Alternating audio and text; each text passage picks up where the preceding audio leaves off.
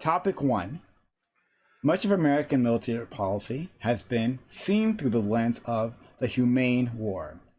The idea that wars can be fought in a manner that greatly minimizes casualties and human suffering.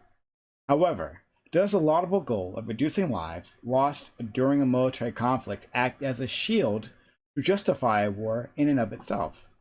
Is a humane war even ever possible? Is finding a non-military response the only humane response to conflict? Okay, so there's a book out called Humane something. And there's a subtitle, but it talks about exactly this. It basically frames it as that when you accept the concept that, oh well, we can fight a war in a gentler, kinder manner, then of course we can just keep fighting that war, right? There's no reason stopping war. It's not brutal, right? It's not Vietnam. We're not napalming people, right? So we can continue dropping bombs, even though in a sense of still being hurt. We describe it in a way that it seems like um, it's more, I guess, a family-friendly version of war, right? And so there's no reason to protest it. So I'm really curious as to what you all have to say about this. We'll start again with introductions. Go around. So Spectre, go ahead. I would say that humane wars are ultimately going to result in more harm than good in most situations. This is just due to the fact that it's only the large powers that are really safe from the intervention. Like you have like the U.S., China, Russia that never have to worry about other countries coming in and doing interventions on them. Middle powers like India, Pakistan, Saudi Arabia, Israel, Egypt, they can basically make intervention costly enough for anybody who wants to do it that they can protect themselves, which basically leaves us with just a miserable gaggle of isolated states that will be on the receiving end of the humane wars that we're talking about here. So, yeah, at the end of the day, the U.S. military is the most violent and successful projection fighting force the world has ever known.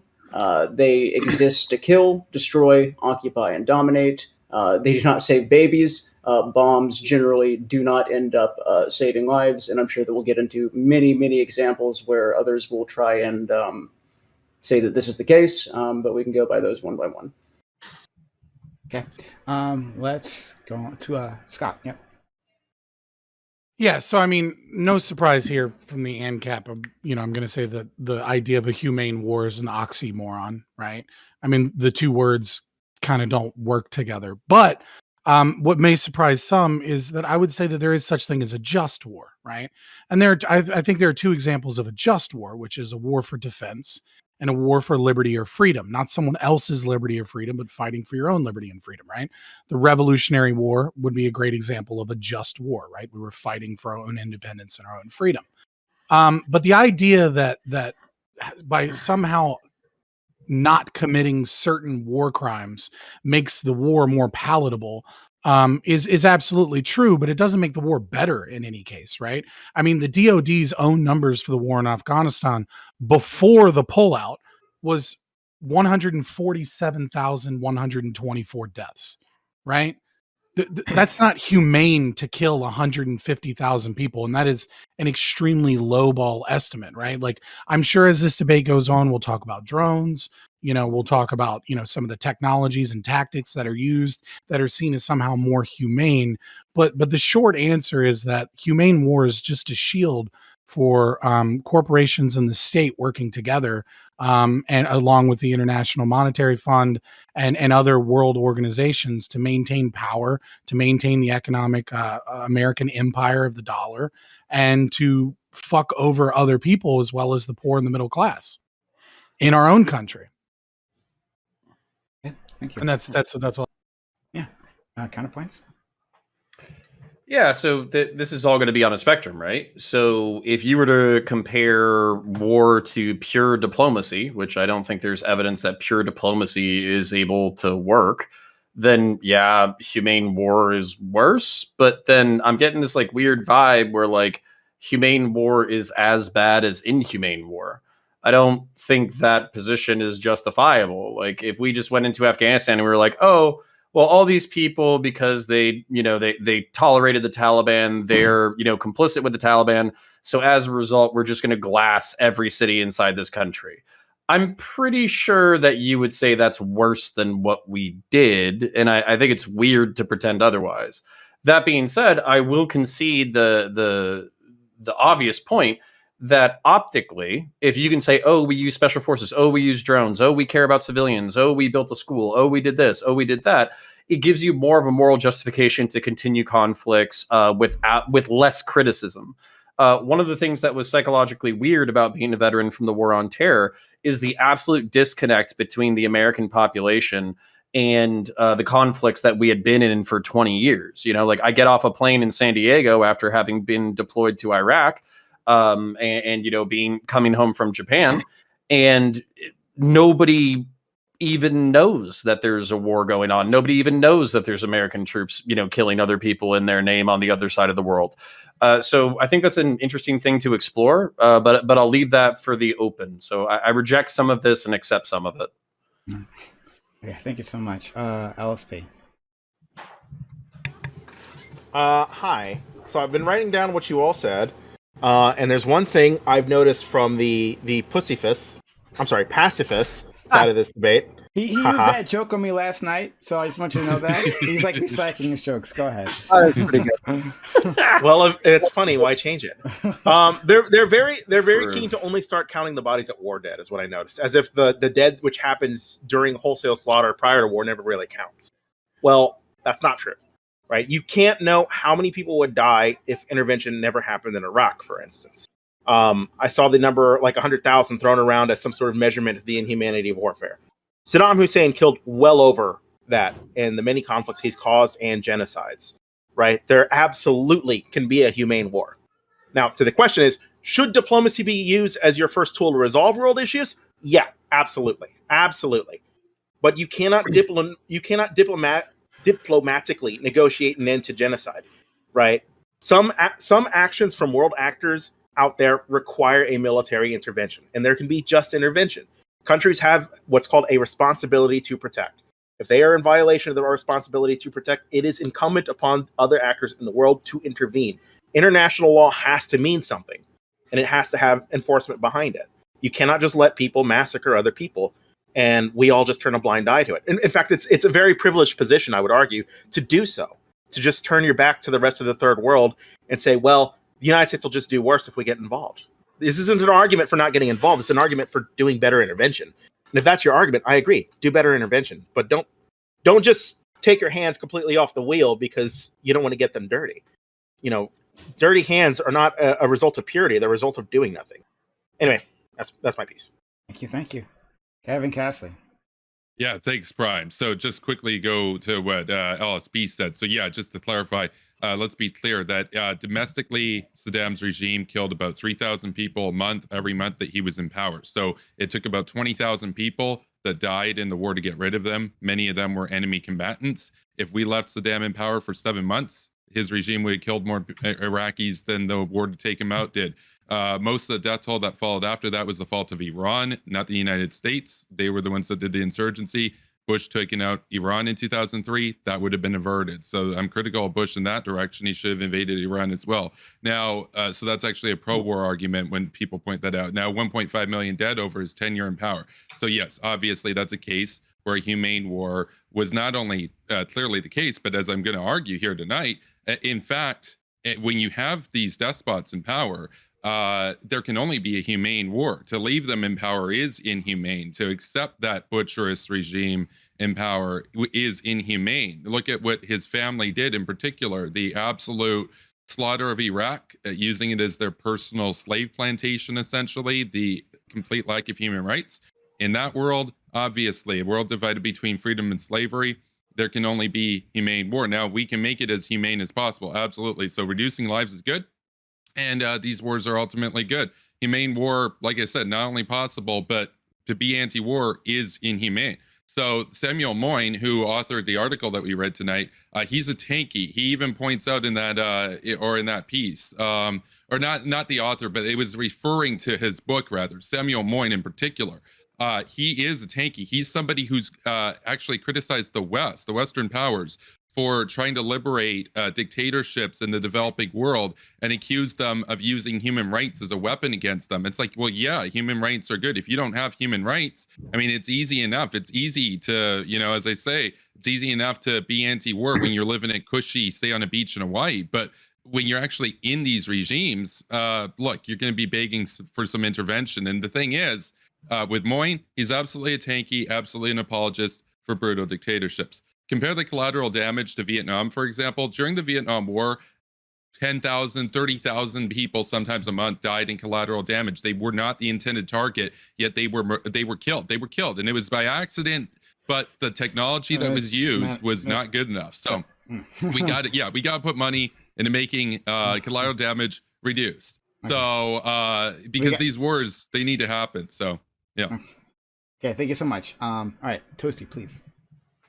I don't think that the idea of a what was the word you exactly used? Like a humane war is exactly possible, but I think that war can be justifiable or even unavoidable at times. Like I said before, there's ways that we could make wars more humane, like not killing as many civilians, torture, various methods of killing used. But at the end of the day, there's still like thousands, hundreds of thousands, sometimes millions of people dying. That's families gone. That's people who do survive coming back from war with horrible trauma that lasts for the rest of their lives. There's nothing really humane about that, but still, sometimes it is justifiable, sometimes it is unavoidable. Brian. Yeah, I think Toshi makes a lot of sense there. Like, war is the opposite of humane. I mean, if you've seen the pictures, if you watch, listen to the stories, I mean, it's brutal. The question is individual actions in war justified? Like, how do you in World War II decide that you're going to firebomb Tokyo with incendiary weapons that in a primarily wood city, and you're dropping them on a civilian population? Like, how do you decide to do that? Well, they could have done that right away in 1944. They had the capability to reach it, but they didn't do it because that wasn't humane, as they said.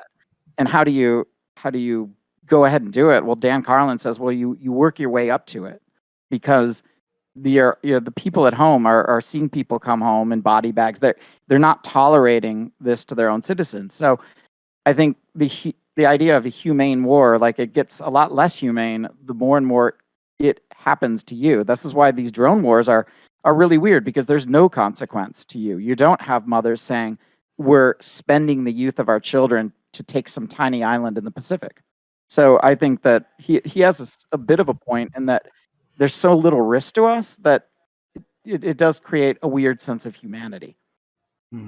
Okay. That's false, that I think. Thank you for that, Brian. Ty. Yeah, so I want to recap a bit of the point that I made last week. And there's a great George Carlin quote that sums this up pretty well. What? You want a civil war? Cool. I totally get this. It's going to be understandable. Say, pardon me, bang, bang, bang, bang, bang. I'm awfully sorry about that. But the reality here, at least for me, is that I think that to a large degree in the modern era, this refers to proportional response. And I think Clausewitz put it best. War is diplomacy by another means. And so what usually we see somebody go to war over is that they are trying to get an objective, right? And this gets into more of the conversation of why fight a war, not how you fight it. And it looks like we're going to split into two on this, because one conversation is, why do we justify the war? The second one seems to be, how do we fight it? And those are two interrelated conversations, but they're not mutually exclusive to one another. So I'll finally say this. I don't think there's any humane way to fight a war, but there probably is a humane way to start one, if that makes any kind of sense, or a just way to start one. And I'll end with that. Open to the panel. Okay, Yeah, can I? Okay, go ahead, buddy. I want to. Can I respond to both Brian, Fabian, and Tiberius? I think you all made and Toasty, you all made the same overarching point. I want to respond to about how do you judge an individual action in war as justified or not justified? I can explain this to you, right? What makes a war humane or not humane? It's not just the impetus for intervention; it's the way you conduct the warfare. In war, there is two principles. There is the principle of distinction and the principle of proportionality. Distinction means, is what you are attacking related to your goals militarily, right? So you can't just firebomb local, places for no reason, right? It has to be in some way related to the war effort. And proportionality, are you using the minimum amount of force necessary to accomplish what your action is? For example, if you found Osama bin Laden in a market in Tahrir Square in Egypt, you couldn't just drop a nuke on all of Egypt, right? This is disproportionate damage to the amount of arms or arsenal necessary to accomplish his death. If you want to kill Osama bin Laden, you don't need a nuclear weapon to do it, right? So you can conduct wars humanely by using the minimum amount of force necessary to accomplish your goals. Yeah, so the problem with that is that you can't devoid that from the ethics of the reason you're in the war or what those goals are, right? You're not wrong in saying that distinction and proportionality are important aspects of whether or not, you are conducting a humane war, but you can't devoid it from the ethics of why you're in the war to begin with, right? Well, you have a and right so, to retaliate. No, though, I'm but gonna not finish my attack point. America. I'm gonna finish my point. Relax. You can talk about why you want to invade Iran later.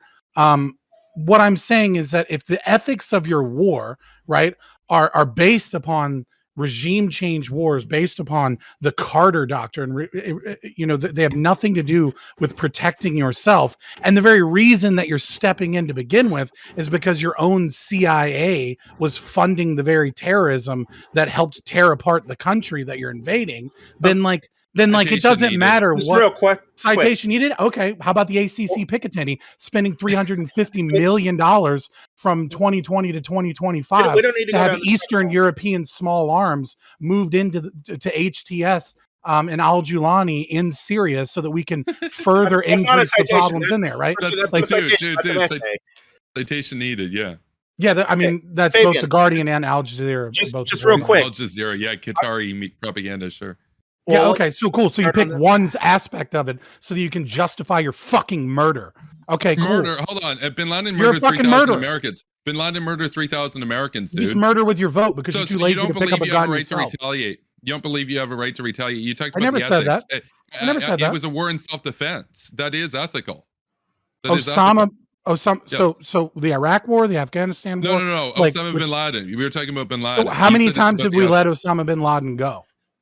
Are you serious? So you're like one of those Ron Dumber Than Jake Paulers who thinks that George Bush was just oh, you're free to go, bro. That's so stupid. That's so stupid. Okay, so you don't have an answer? Nobody here today, nobody here, three times we had the ability to take him out. Including Fabian Liberty Scott, would want to live in any of these regimes from Iran to North Korea. How many times are you going to pivot? How many times are you going to interrupt and pivot? To spend their evening here protecting these regimes. It's despicable, and I think you should go and spend a year there, not in a hotel in Pyongyang, in the actual countryside, like an average North Korean, and then tell me that have you spent a year in combat or something?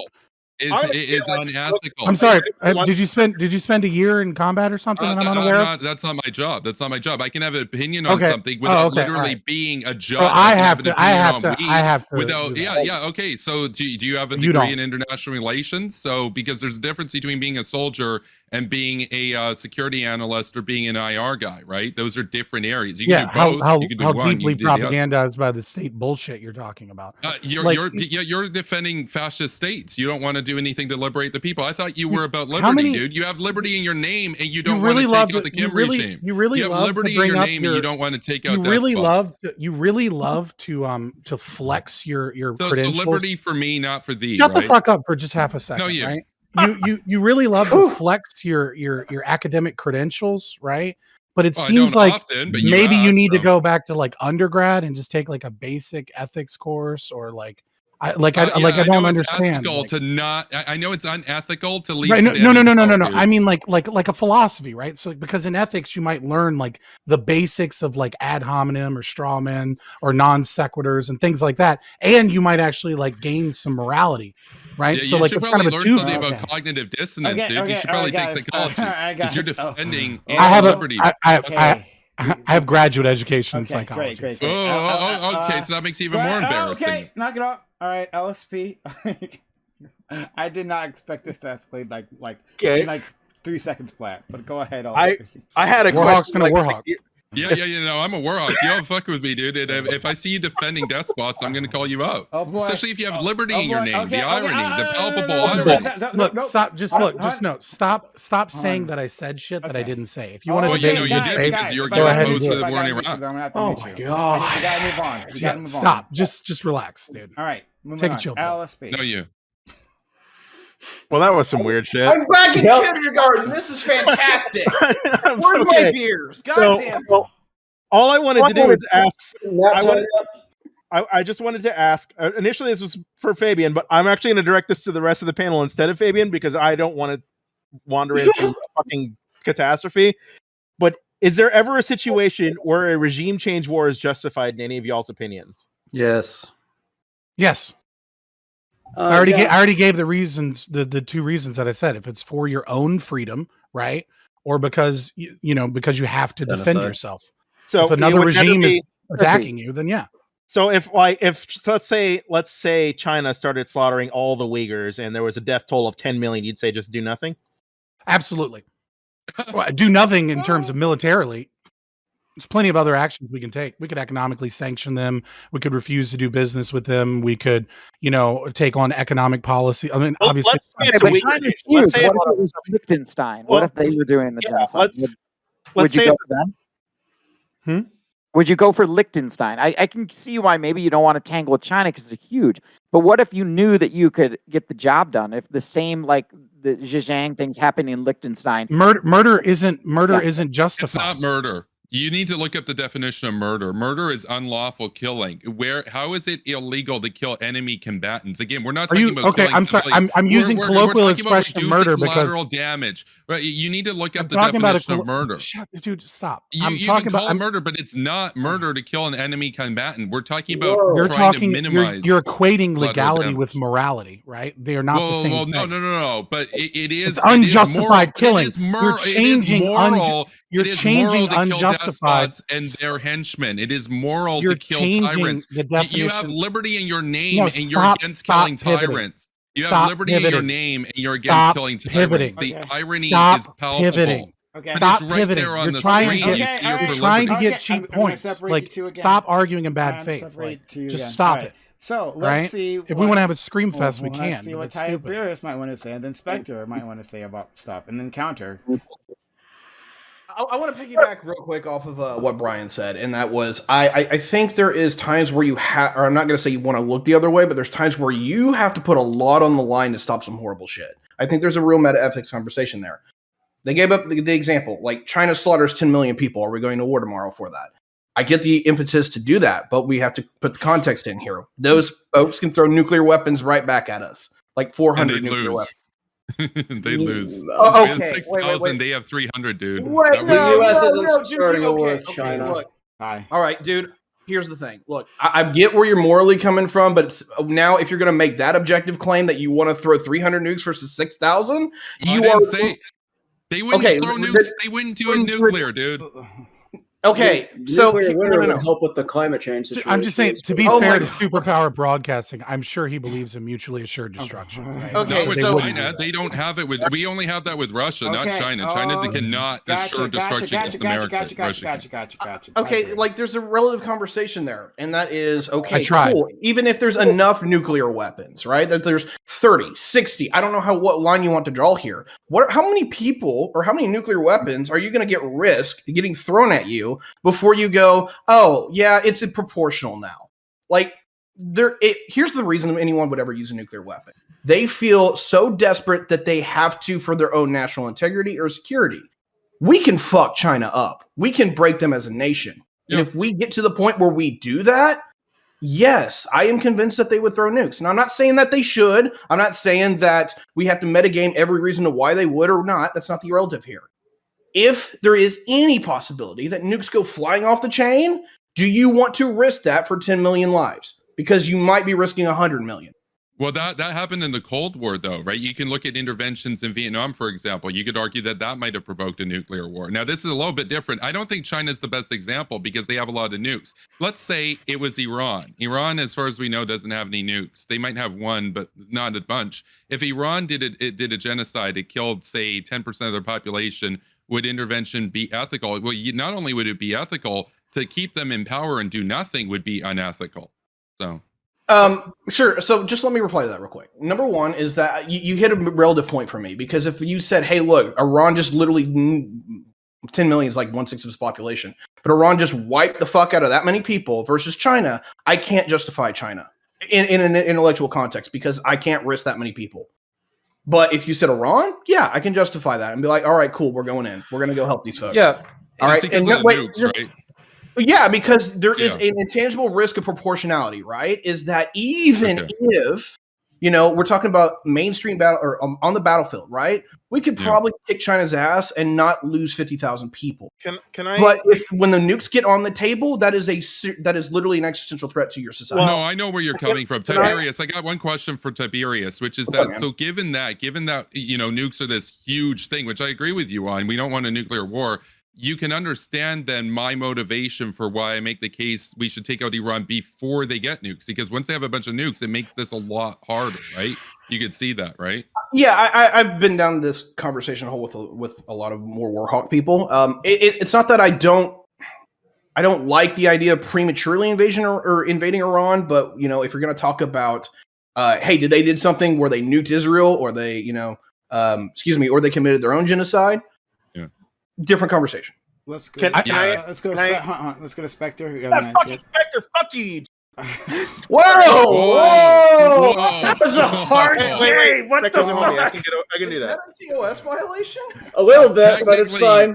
If it was meant in harm, but I think you were joking, right? LSP is a very, very good friend of mine, and it's a little bit close to the sun there, buddy. Yeah, a little too close. Don't do that, please. All right, sorry.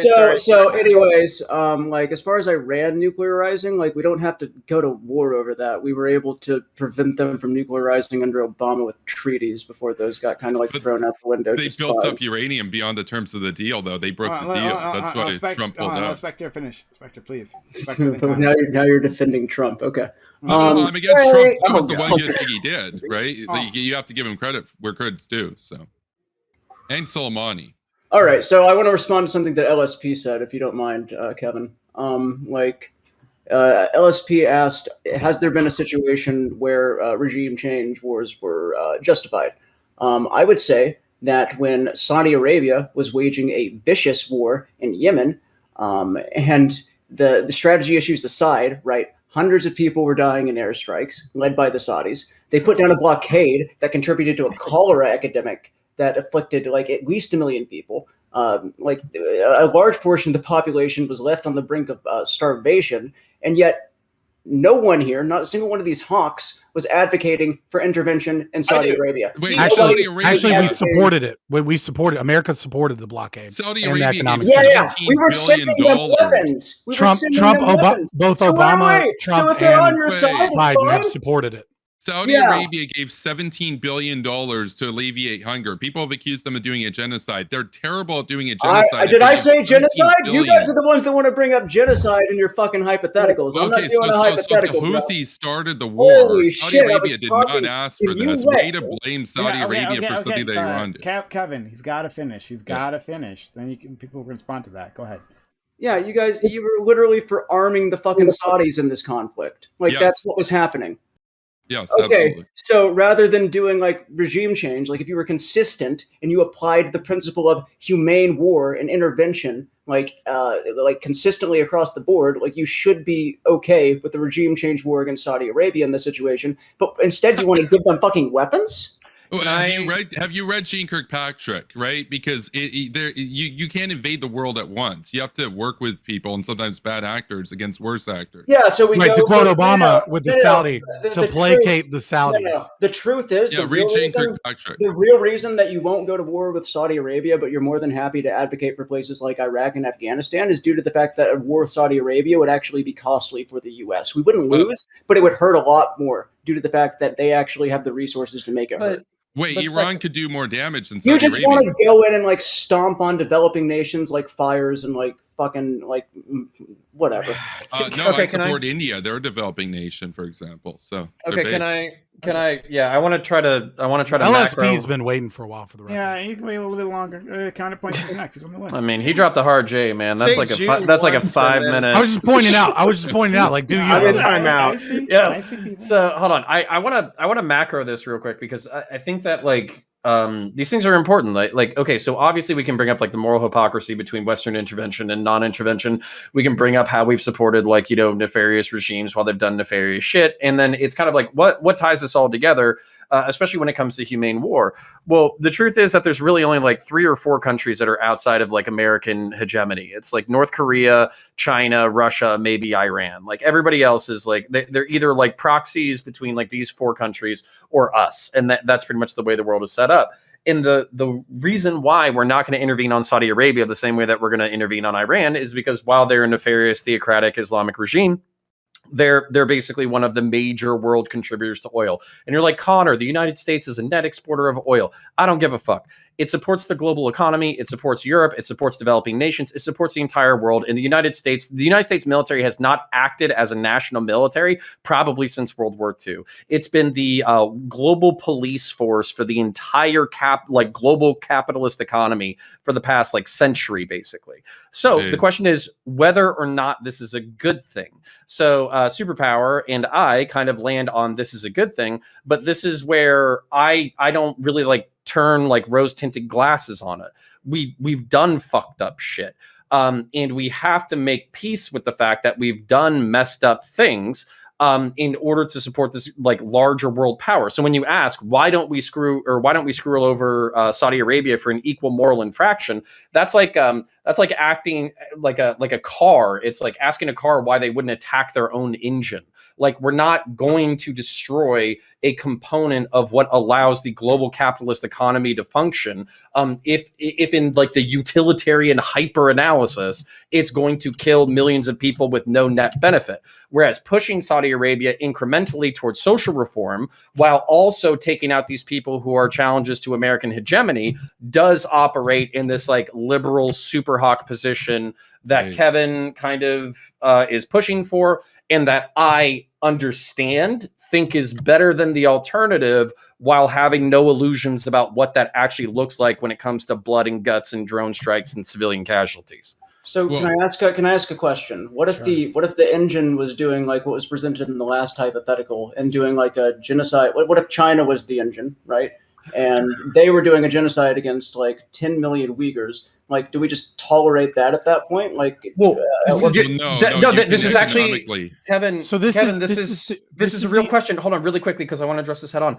This is a real calculus that we're doing right now because we are so economically interdependent with China that almost nobody thinks that we can take on China because it would be so disastrous economically for all parties involved. So your analogy is actually perfect, where we're so interconnected from a global economic standpoint that we can't even hold nefarious actors accountable. And kind of like Kevin was saying, you were like, he's a neoliberal, but he's being a hypocrite because he's not for fair trade. No, this is actually where I see the validity of his argument, because when you have free trade with everybody, including people who are authoritarian, dictatorial, genocidal maniacs, then you basically open yourself to this like political leverage problem that we have now, where we can't disassociate with China because it would be so economically and militarily disastrous for us, while they're allegedly at the very least committing a cultural genocide, if not committing an actual genocide.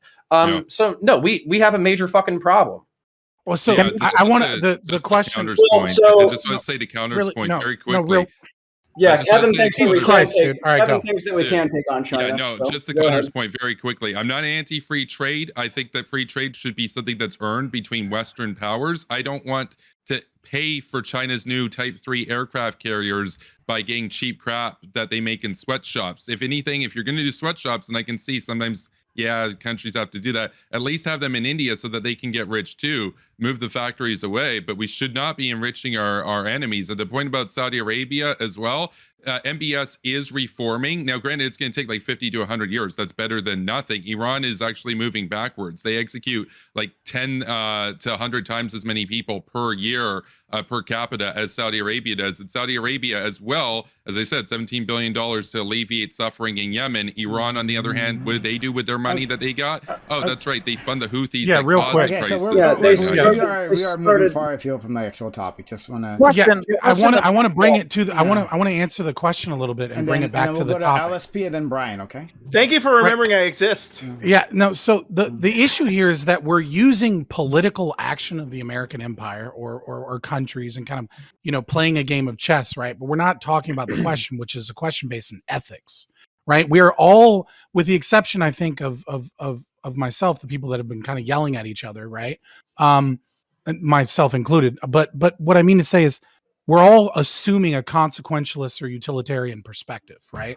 And so the question is, well, why are we doing that, right? And the problem with using consequentialism in this is that, yeah, it becomes easy, right, when using a consequentialist perspective, when to talk about, like, what if China was murdering 10 million people, right? Like, when you take the numbers and you use hypotheticals to take them to the extreme, right? It's very easy to look at intervention as a good idea from a consequentialist perspective, because then we can remove ourselves from the fallout, because the evil that is being conducted is so massive, right? That it becomes an almost assumed position to intervene. The issue here is that if you actually look back in history at what a lot of these interventions have done, the consequentialist perspective begins to fall apart, because we recognize that we have fucked over a lot of these countries. We have lost massive amounts of tax dollars. We've lost massive amounts of lives. We have reduced the third world, right, and the second world, but mostly the third world, from being able to come into the first world in a massive amounts of ways. And if people say, well, this is just not true, then let me just list these off real quick, rapid fire, and you guys tell me if any of these have been good since we established the Carter Doctrine: the Iranian Civil War, the El Salvadorian Civil War, Beirut, Persian Gulf, Grenada, Libya bombing incident, Libyan Civil War, Panama invasion, Gulf War, Operation Provide Comfort, actually probably a halfway decent one, Somalia in the early 90s, Somalia present, Haiti, Colombia, Bosnian War, Kosovo, the war in Afghanistan, the Iraq War, the ISIS intervention in the War on Terror, the intervention in Syria and Yemen. When you look at all of these examples, you find disastrous consequences. And then as we look back 20, 30 years, all of a sudden we start to realize things like Iran-Contra or all these other things, and we realize that the American empire was in the state was intervening in these places before we had to intervene and causing a lot of these conflicts. No, I got to let some people in. Don't worry, we'll get back around. I listed all of the conflicts since the Carter Doctrine. LSP, I didn't give a value judgment. Spectre's got his hand up, and then yeah. Thank you. It's nice to be noticed once in a while, Prime. How are you? Oh my god. Okay. An issue An issue I'm seeing on the China hypothetical that everybody's bringing up is that we all seem to basically so this is what I wanted to respond to Ty originally. We all end up arriving at a point where we essentially allow bullies to run the world if they're too big to fight, because we're afraid of the damage they could potentially do. Regardless of stopping them is actually the right thing to do. I don't envision a good world being one where nations can slaughter whoever they want and never be stopped, because the world is too united in their fear of stopping despots and tyrants. I can't think of a more dysfunctional world than that. You stop China, regardless of the nukes they have, because it's the right thing to do. And you set a precedent that regardless of the size of your military, you will be forced to fight if you act in despotic or tyrannical ways, if you act as a slaughterer or a genocidaire. I don't think that's a bad precedent. I think that's a great precedent to set. The question is, would China force our hands at military intervention? I don't know. I don't think they would. I think they have too much to lose if we actually threaten them with military intervention. But that's neither here nor there. The principle is what's the issue. You can't have a principle being where a nation is allowed to do whatever it wants because its military is so big it can just get away with wholesale slaughter. To Fabian's point, Fabian, your point was on the ethical conundrum of intervention, which you said was we're all assuming a consequentialist perspective. The problem is that it's easy to see why intervention is good when looking at it from a consequentialist perspective. I can't think of anything more unethical than having the power to stop bad from occurring in the world, but allowing it to occur anyway. You listed off a whole laundry list of interventions, and it's like, oh, well, look at all those. Are any of those good? When you look at the examples, they all have disastrous consequences. Well, no, I'm sorry. The intervention I didn't say that. That is exactly what you said. I wrote you down. It is what you said. I wrote what you said. I didn't say that. I didn't say they all were disastrous. When you look at all of these examples, you find disastrous consequences. That's what I wrote. Yes, absolutely. Yes, when you look at the totality of them. Okay. I don't Do you consider. not understand English superpower? Is it like confounded? No. Shut up. Okay. I'm implying the totality of interventionism. Never has been mind. bad. Somebody else go. Can you two get a room? No, Oh my god! I'm sorry. I'm busy doing something, so I can't yell at you guys. That's no, shut. I'll speak. No, go for it. No, I'll speak. Finish your point. Okay. From that laundry list you listed, firstly, you don't know that those consequences wouldn't have been worse without U.S. intervention, specifically ISIS. We stopped them from committing a fucking genocide against the Yazidi. Like, and we also supported and funded them. I would say we supported ISIS committing a genocide. Hey, guys, never mind. If I need to mute. No, I'm gonna mute. And then you're gonna finish, and then I'm gonna unmute, and then you can, and they can respond. Go ahead. We did not support or fund ISIS. ISIS is an offshoot of Al Qaeda in Iraq. They were never provided weapons or arms or money from the United States. What Fabian's going to bring up is with Timber Sycamore from Syria, which was an operation to arm Syrian rebels to fight Bashar al-Assad. Now, some of these rebels from the Free Syrian Army and the Syrian Democratic Forces and the not the Peshmerga, the YPG, some of these forces lost weapons that the U.S. supplied them because they traded them on the black market. They died, right? It's some form of war booty. Whatever happens, it's a war. Some of those arms are going to end up in the hands of ISIS because it's a fucking war. You would not say the United States armed the Nazis because the weapons we provided to the Polish underground ended up in Nazi hands. This is Fabian being dishonest. Okay. Anyway, that's my piece. So we're going to go to Brian, Spectre, Ty, and Connor.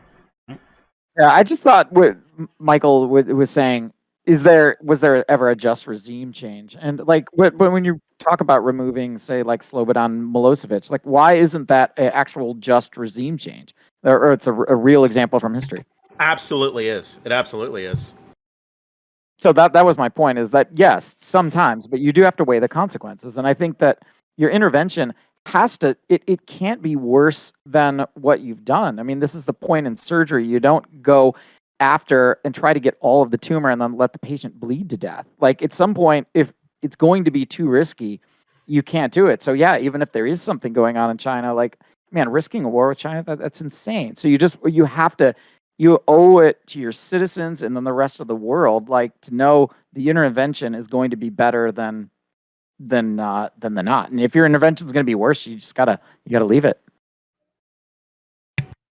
Can I respond to that? Yeah, quick response. Yeah, and then we'll go to Spectre. Yeah, I 100% agree with you, Brian. You do owe it to the rest of the world to ensure that interventions are going to be targeted and narrow and focused and not more damaging than just allowing China to do what China does. Conversely, you also have to see that the principle of allowing a country commit crimes against humanity just because they have the military doesn't set a good precedent. I agree. Yeah. Interventions should be responsible. They absolutely should be responsible. But the converse of, the lack of responsible interventions doesn't mean you take the equal and opposite stupid reaction, which is no intervention ever, and anybody can just do whatever they want because they're the strongest. Okay. So are we just conceding that everyone here is a consequentialist and that they are just critical theorists? Is that what we're doing? Because like no one wanted to engage with the ethics of the discussion. I'm going to try to bring it back there, but Spectre's before me. Yeah, Spectre. I was just curious. So what's wrong with consequentialism? We'll get to it later, Spectre.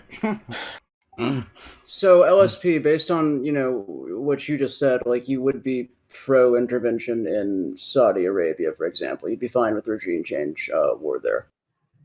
Yeah, like that's okay, awesome. Like LSP is the only one that's... I actually think Saudi Arabia is a fucking tyrannical regime that should be regime changed. Okay, so like LSP is the only one that's being consistent here. And the reason for that is because, like Connor pointed out, like we have economic reasons not to intervene in certain states. And there are other states that like we obviously know that if we go into, it's going to hurt us a lot more than going into Iraq or Afghanistan because they can actually fight back effectively.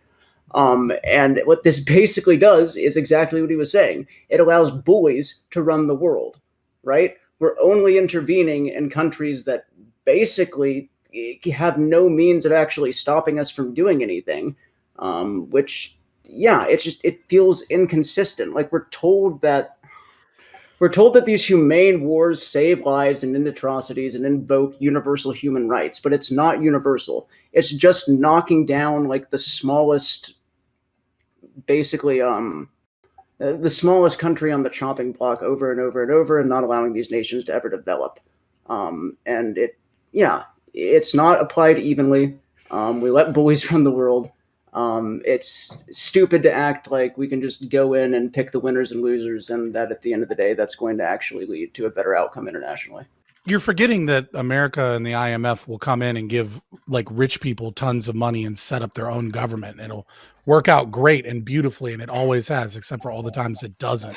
Yeah, I know. Crippling fucking debt, and then are forced onto the American dollar.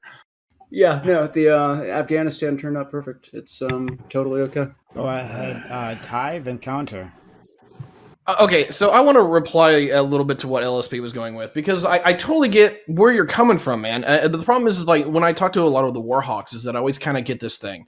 You definitely hit the side of the pendulum, which is like if you don't stop everybody or anybody, like you get the Hitlers of the world and the Mussolinis, right? You're not wrong. But the other side of this is that like if we push this to another degree, it's like you're on some kind of puritanical ideological crusade where you're literally invading nations 1, 2, 3 at a time. Because you're trying to stop this guy, and then, you know, because of some instability, this guy comes to power, now you got to knock him off. Like, the problem that I have with my work hall friends in a general sense is that where do you draw the line where you just have to say, I can't do that shit. Like, look, that's terrible. These people are fucking shit people, but I cannot justify going into the fray with them. So that was part one. The other part two was that one, I'm more of a believer that a sovereign government works for its citizens, so it considers its citizens' interests first before going off on doing some other thing. And then the last part is war is really costly, and so I'll put it this way. If you were talking about doing regime change in Iraq in 2000, I'm like, yeah, if you're in and out in a year, that'd be great.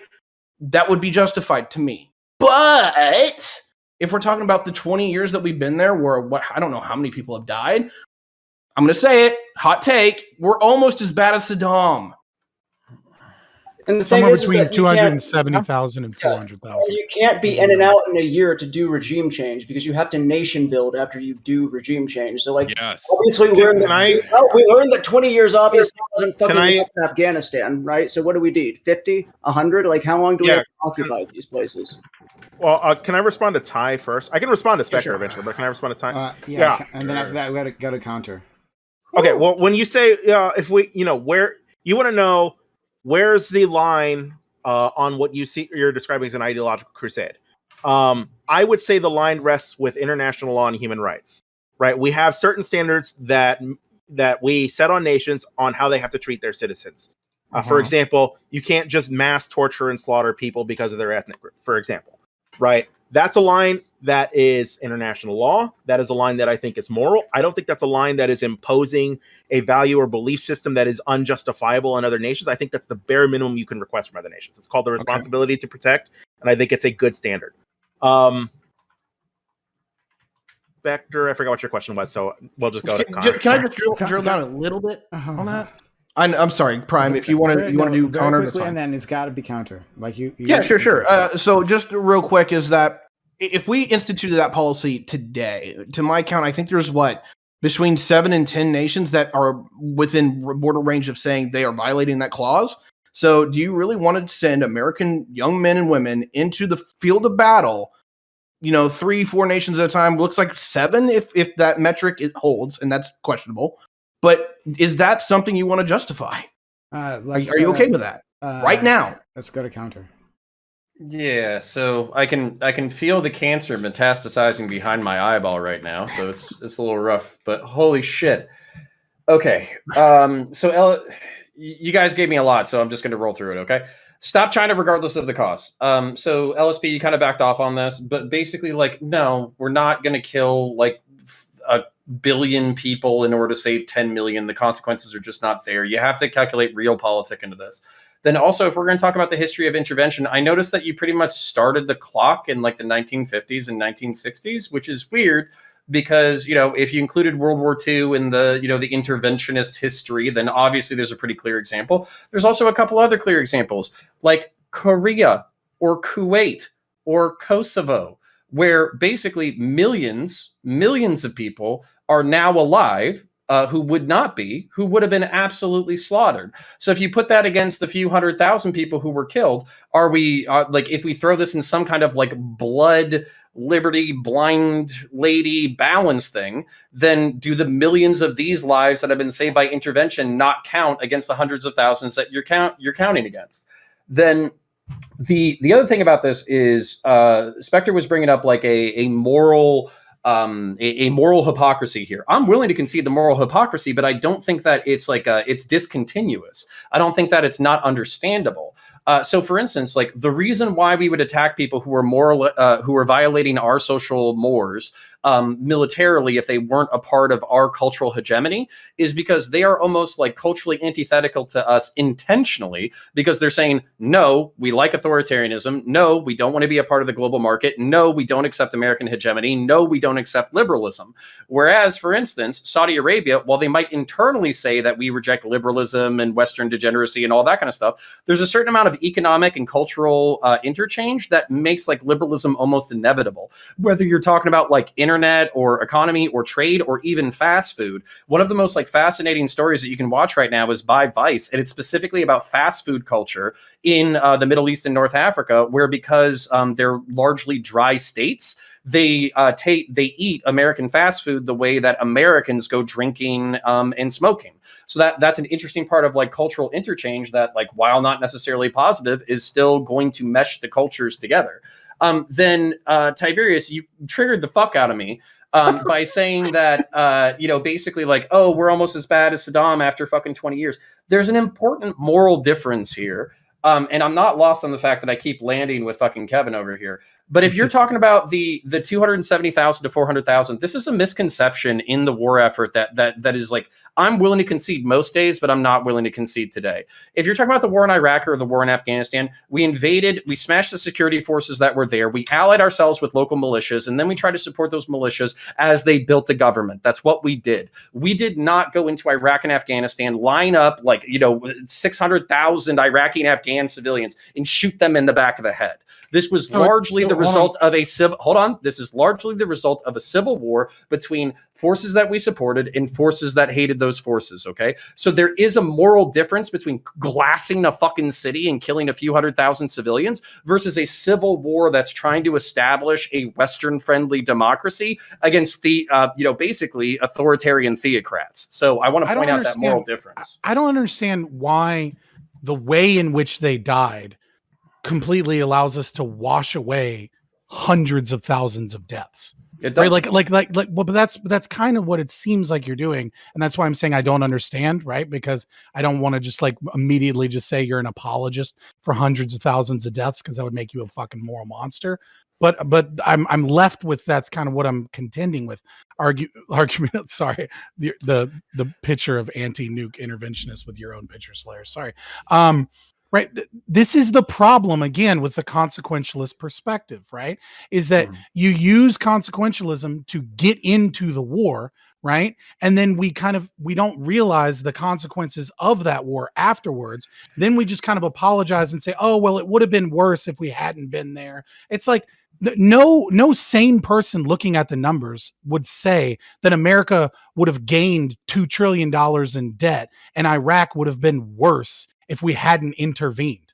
right? Like the Can I- death toll is clearly higher because we intervened, and we have to claim responsibility for that. Now, in 10, 15 years, you know, like even as an anti-war anarchist myself, like it could be that like something positive comes from that. Like I don't see that. I don't see why I would morally justify murdering people because of that, but maybe that is the truth. But I mean, when you look at Operation Haymaker, right? Like when you look and you realize that we need whistleblowers from in the government, right? To risk life and liberty to bring us information so that we can know that these drone strikes are killing 90% civilians, right? That's and then not we true. talk about a moral true. war. Hold on, That hold was on. Absolutely not Operation true. Haymaker. Yes, it was. No, The that current was over a 2-month period. Guys, it before we was over a get 1 lost- year period, and now the current official numbers, right, without any whistleblowers, is somewhere between 7 and 16%, right? Okay, but hold on. regardless of that, right? Like, Then why did you say 95% earlier? Yeah.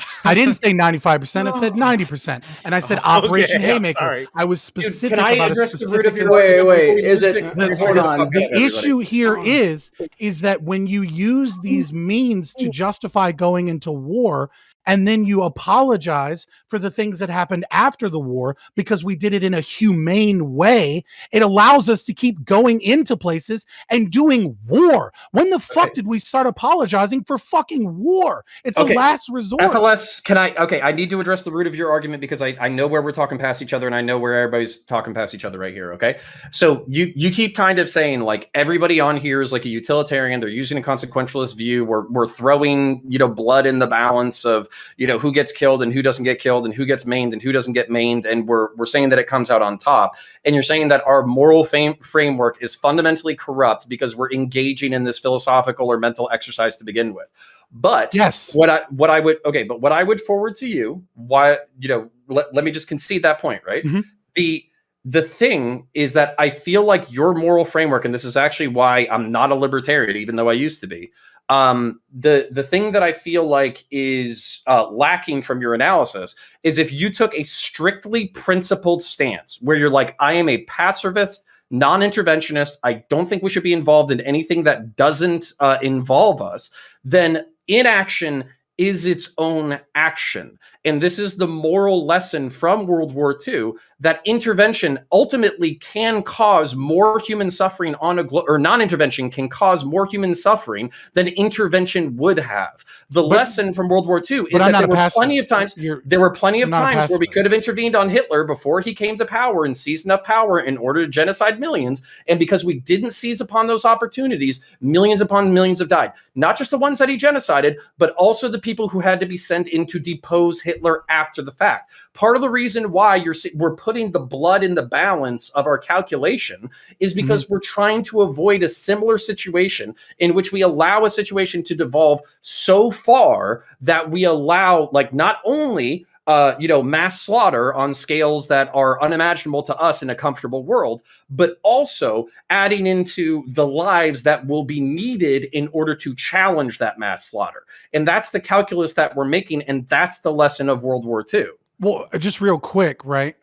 Because you spoke directly to me super quick. Number one, there was a lot of things that led up to World War II that were state policies that created that situation, created that microcosm. You know, there's a lot of ideologies. There's, you know, the Weimar Republic being, you know, in so much debt because of the French, right? Like we could go back to Otto von Bismarck and Alsace-Lorraine, right? Like the nation states kind of vying for power and economics. There's a lot of confounding variables there.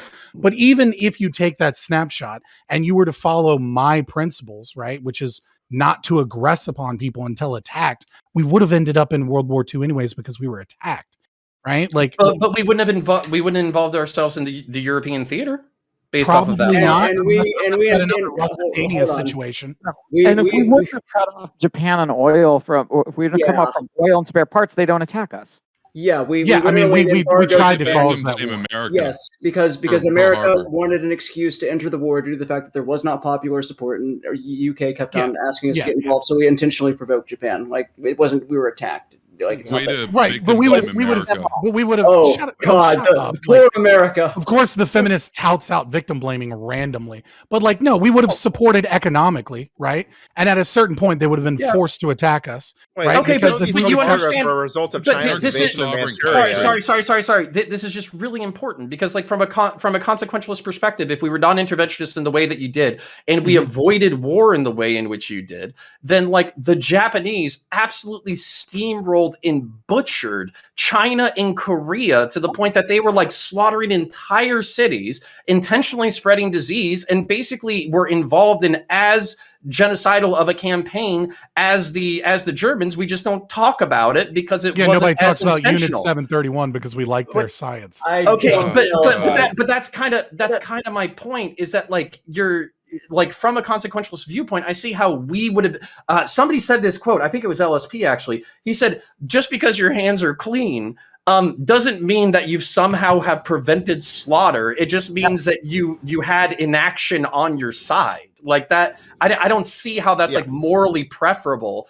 to watch like China and Korea become like vassal colonial states of the Japanese Empire through ethnic cleansing, and then allowing Germany to just do whatever the fuck it wants. Like Nobody said you're just allowing these people to do what you want. What I'm saying is you don't bomb people. So you're allowing them to do that. Do what they want because So they you are have to bomb determined to people. do That's the it. only thing. There's no such thing To as like stop economic them, yes. sanctions. Yeah. There's no such The thing U.S. as trading with was partners. sanctioning Japan. The U.S. had sanctioned Japan on oil, Yeah. though. And then, Yeah, and then you those guys are go good and actions. blame, and then you guys go and blame the sanctions for why they felt that they had to do Pearl Harbor. So You said No, you I think guys. the- I that think wasn't- the- I that think was I think the Spectre, U.S. but should I have mean, just we can get into fucking. that. I think the U.S. should have just fucking gotten involved in the war and not played this like pussyfoot Yeah. game where they have to At what provoke Pearl point? Harbor and like make Americans die at Pearl Harbor, dude. Like honestly. Wait, Well, I mean, And I we could don't- have just not done Pearl Harbor. I mean, that would have been better. Yeah, we could have just not my provoked God. Pearl Harbor in the first place. We could have just gone to war with Japan and We not live in a pussyfoot around it. democracy, though, Spectre. Wow. What the fuck is this Well, argumentation? there's- If there isn't popular will to go to war, then you need popular support for war. So your other argument, which I find weird as fuck, since everybody's a fucking libertarian and an anarchist and they love democracy. I'm is- I neither don't of those love things. democracy. I'm Okay, neither and of those Proudhon- things. And Proudhon, I the am father of worried about anarchism, our was future against conversations. democracy. But let's just say, for the hypothetical, other people are libertarian or anarchist. Then doesn't the will of the people matter on whether or not we launch into a globe-spanning war with millions dead? Like He's what the talking fuck? about the president intentionally allowing Pearl Harbor to occur and allowing additional people to die so that we could garner popular support. It's not a Okay. conspiracy theory. Like That's a there's conspiracy. there's plenty of information available Like, that's public. everyone- Speaking of correcting the record on conspiracy theories, by the way, I just wanted to point out, Fabian, you said that 90% of people killed by drones were civilians. It's No, actually- I didn't. You said You did. civilians, my No, man. I didn't. I said the Haymaker whistleblower, because of Operation Haymaker, showed that. That was early in the drones. No, it didn't Supposedly, show that, we have dude. made- Dude, please, Oh, I God. agree with you on so much, but that's not what it showed. It showed that 9 out of 10 of the people were hit were unintended targets. Those unintended targets were not necessarily civilians. Like, drones are probably not the hill that we want to die on here, my guy. So I got a question for Spectre from earlier. You were talking about Saudi Arabia. I guess my That's question fair. for you is, because you were bringing up Saudi Arabia as an example of hypocrisy by the war hawks like me and stuff. Do you support a war, say, by the U.S. or a Western coalition to liberate Saudi Arabia? Would you support that? I think that if you are going to be consistent in the way that you want to apply your interventionism, that you should be for, like, yes, intervening in Saudi Arabia as much as you are in these other places. Okay, Spectre, but do you? You personally, do you support it? Because if you don't, it seems like you're moving the goalposts away from us trying to make Iran better. To say, look at this thing over there, squirrel. Well, Spectre, can you at least understand what I'm saying, where this would never logically happen because it goes against the American hegemonic project? I don't need you to agree with the American hegemonic project. I'm saying, do you understand what I'm saying? So I don't necessarily disagree with the American hegemonic project because I see the other options and I am not a fan of them either, first of all. But this, you said that like we have this cultural hegemony over Saudi Arabia because like they have McDonald's. And like, dude, they killed one of our journalists and we kept on sending them like weapons to continue their war in Yemen, right? Well, like ours, he was Muslim Brotherhood, but okay. Well, in Spectre, I don't feel like that takes away from my point, because this isn't fucking. I know we like to pretend that politics is team sports, but it's not. And we're also talking about incrementalism, and we're talking about like measuring death and maimings and bombs and blood and balancing it within a scale. The reason why Khashoggi wasn't like the reason why the United States State Department or the DOD didn't make a fucking big deal of that is because they went like, oh, a fucking a journalist who got murdered in a Turkish embassy in another country by our allies. Well, what is that compared to what we are trying to achieve in the region? I'm not saying it's moral or correct, but I'm saying this still falls within the line of it's moral from as much as Fabian hates it, people balancing blood in a utilitarian analysis. So I would, like people for being gay, and nobody talks about that. And then they all focus I on definitely one talk person about that for the record. that Saudi Arabia killed. It's like Iran does that times 1,000. All right, so Can I reply to Connor real quick? That'd be great. Hold on. Because, so I would actually, if I can answer the question, would be fine. And then, I'm supposed to give Kevin some space, and then we'll go to Ty. Also, Toasty, if you want to comment on anything, okay? So let's go. Spectre, finish your point. Yeah, I think that the blockade probably killed more people than you're referencing in Iran and Saudi Arabia, but like just of cholera. Obviously, I have never heard that you said 1.5 million gay people were killed by Iran. No. 1.5 thousand were killed. I believe it was a year ago in so Iran. like 1 million killed in Yemen from the cholera from the blockade. So like, and Iran started. They fund the Houthis. Oh my god. Saudi Arabia did not start that war, dude. They gave $17 billion to alleviate suffering. People would be starving to death without the King Salman Relief Agency. Dude. Does it matter who started it when hundreds of thousands of children are pissing and shitting themselves to death? Because Saudi Arabia, what are we going to do about it? Keep them alive. Iran's spending money. Why are we going to keep funding this? No, but Saudi Arabia funds the food relief. That's the King Salman Relief Agency. But that's not what we're sending them. That's not what we're. Well, no. But it's Iran that's continuing the war. We're not sending them money for food, dude. We're sending them weapons. No, let's stop sending Saudi Arabia money, right? And we'll donate all of that money to Food Not Bombs, right? And we can both agree on that, and we can fucking hug it out. But we're not sending Saudi Arabia or Food Not Bombs donations. We're sending them weapons. But Saudi Arabia is sending the food. I know America's not, but Saudi Arabia is. They sent $17 billion since the war started. They got, because there were fucking 10 million people on the brink of starvation, so the UN pressured them and said there was humanitarian concerns in the area. So yeah, right. But Iran, but they still spend the money. That's a lot of money, and you guys don't give them any credit. Iran is spending money to give guns to the guys continuing the war, which are the Houthi rebels. That's Saudi Arabia is honestly, fighting. Rather than this long-term 50 to 100 years of making Saudi Arabia fucking liberalized, I'll bite the bullet. Yeah, regime change war, I'm fine with it. Oh, okay. At least you do support, because most time I get people who say, well, why not Saudi Arabia? And then I say, oh, would you like to bomb Saudi Arabia? They say no. And I'm like, oh, way to just bring up red hair. At least you are consistent. I'll give you that. Yeah. I got 1 point. I got 1 point. And then we can go to whoever was next, which is Christopher Hitchens had a great line about this. Back when he was alive, he said, look, people might ask, why didn't we do this here, but we did Iraq? Why didn't we go there, but we did Iraq, or whatever? You can't go to war. You can't go to war with everybody at once. You have to pick your battles in sequence. And he said, and it was a great quote. He said, but mark my words, if they don't reform, basically, referring to Saudi Arabia, all these other countries, once we deal with these other guys that are actually a threat to us, we will come for you. And understand something. Just because I'm arguing against going into Saudi Arabia right now because they're reforming, if they decide after we take out our bigger fish to fry, if they're still doing what they're doing and they're not going to get on board, they're next. And mark my words, we will come for you. Just because you're an ally today, once you take out these bigger enemies that you're fighting, if you're not going to reform, you're not going to get your ass in line, you're next. Kevin's not going to go after anybody. He's going to send young men to go die in their stead. I'm actually consistent. Real quick. No, not real quick. We got other people. All right. I'm actually consistent here. People keep saying okay. Yeah. So the last point there was where the crusade. The crusade part bothers me a little bit. This sounds like just a crusade that will never stop. But I'm not trying to liberation. Liberation, Okay, cool. crusades or oppression. Call it liberation. I don't care what you call it. Here's the problem with this, right? Is that whenever we get to that line, how many wars are we going to have to go through to get there, right? Is it 2? Probably 3. Is it 5? You just think Probably 3? 3. Yeah, because once Okay. you, like, say you took out Iran and North Korea, like in quick succession, the rest of the dictators out there, they know they better get their ass in line or they're next. Wars averted. They start reforming. You don't actually have to do that many wars because they're going to smarten up once they know that the West means business. The reason We'll they're only do bad a right now is couple because we're wars. not out there. We'll just All do right, a couple man, wars and everything will be okay. God damn it, I didn't mean to start this part back up. I'll just say this. I respect your analysis. I disagree with that analysis. I don't know where to like work with that. That'd be a technical details thing. I want to get back to Connor. Because Connor actually disagreed with me on something, so I had to fight him for once, right? No, I get your point, man, because we're way better than Saddam in implementation of, hey, look, we're trying to make a better society for the Iraqi people, right? But we have to be honest with ourselves. We fucked it up. Not saying we are any worse or better, but we fucked it up. And the problem is that now that makes an echo that reverberates in history where the consequence of that may never be justified. That there is a cycle of death there.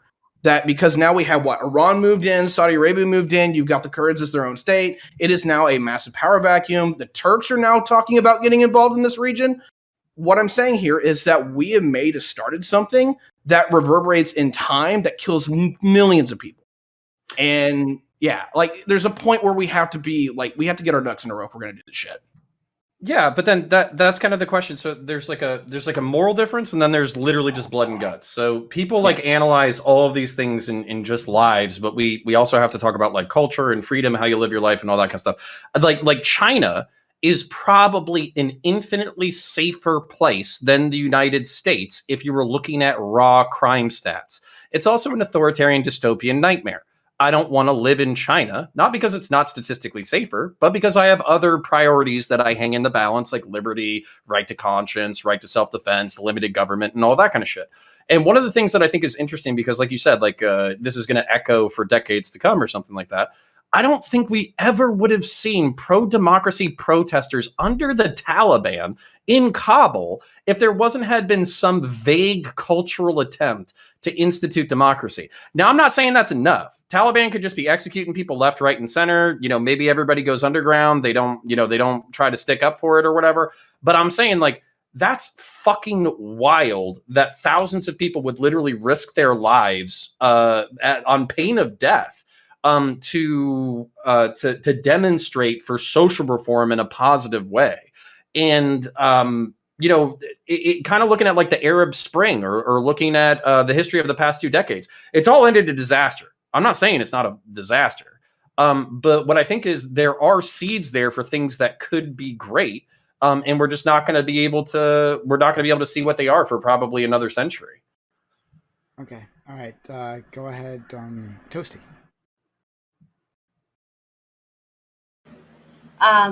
Sorry, what? If you have something to say, if you had anything to add. Oh no, I'm sorry. I really want to do the gender thing. Okay, all right, cool. All right, go ahead, Spectre. Now, actually, I do want to refocus because we actually have not tackled this question. It just hasn't happened, right? We just get on arguing the vagaries of different wars, right? Without actually tackling what is a humane war? Is it possible? Is it preferable? And is it something that masks the decision of going to war altogether? I actually wanted to tackle that question. I'll get myself if I have to, but this is a question I really want to answer. Spectre, go ahead. Sorry, could you repeat the question there? Well, it's the topic. It's the whole topic. The topic.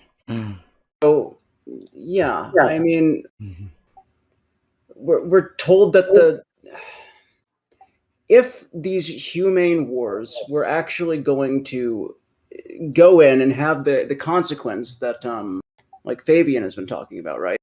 Of invoking human rights, of saving lives, of ending atrocities, of stopping genocides, right? If this were true, then these were things that should be things that unite all of our countries completely. But it doesn't. Instead, it actually divides us more deeply on fundamental issues of like basically who has the right to intervene under what circumstances with what objective to stop what atrocities, and like is it okay to do it to this country if they like are part of our hegemony or are like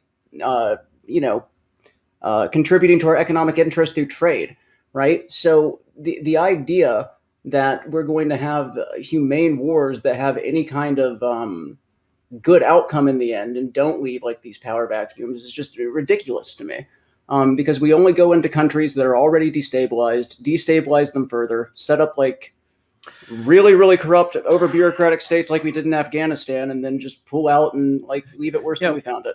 Okay, but this is bullshit, and the reason why this is bullshit. I love you dearly, Spectre, but I'm pretty sure that I could look at I know GDP isn't the only fucking thing worth considering when it comes to nations, and leftists don't give a fuck about GDP. But I'm pretty sure if you look at like if you I love you more. So if Afghanistan. I'm pretty sure if you look at GDP up until the 2000s or whatever, it's basically almost like a flat line. It's like a very gentle growth. And that's because their economy was pretty much based on nothing and opium. And that's what it was, because that's what the Taliban enforced. Whereas when we actually invaded and opened up the market and promoted democracy and promoted all this, I know cringe liberal bullshit, right? I'm pretty sure that the GDP skyrocketed, and it might have skyrocketed by a factor of 20, I want to say. So I'll take a look at it. That way I'm not just spitting shit out of my ass. But at the same time, let's just think about this for a second. If the Taliban were in charge and were perpetually in charge, and the country was going to stay approximately the same with an illegal economy, and then everything else controlled strictly by religion, and then through an intervention, we increased the material well-being of Afghans. I know, thanks to dirty fucking capitalism, and I'm on the wrong panel, but if that happened, and then there's a social impetus and a social power because the material conditions have been improved. And when the Taliban try to tamp back down on Afghan economic liberty, they receive pushback. And then that fuels some kind of cultural revolution where the Taliban need the people more than the people need the Taliban. I could see that as long-term positive. Again, I'm not trying to make any fucking predictions, and I will back up what I just said. But at the same time, it's a weird stereotype, or it's a weird generalization that the United States just walks in, blows up all the infrastructure, and then walks out. If anything, it's the fucking opposite, where we walk in, we preserve it, as much infrastructure as we can during the war effort. Some of the infrastructure gets damaged, and then we try to give funding and coordination to the local governments so they can build their own infrastructure, because we understand that a stable society leads itself to security. Now, I'm not saying that we've succeeded, but I am saying that was the goal, at least. I understand that was the goal, but with the nation building that we did do while we were there, we obviously I don't want to get into the details of the Afghan government that we installed, but it was very corrupt, very inept, and we saw that when we left, because we were honestly lied to. We were told that hey, we're mostly not doing the fighting ourselves in Afghanistan anymore. We're mostly just there as a supporting force. And then when we left, we discovered that it was actually the opposite. It was they were acting as a supporting force to us, and without us there, the Taliban was able to just roll back through, and we're back to not just square one, but a worse position than we left it. So I agree. But if the intention, if we had succeeded at doing what you're saying, but that's not a 20-year project. That's a 50 to 100. I want to interject for just a second. Kevin had his hand up. So then we'll go to Spectre and Fabian.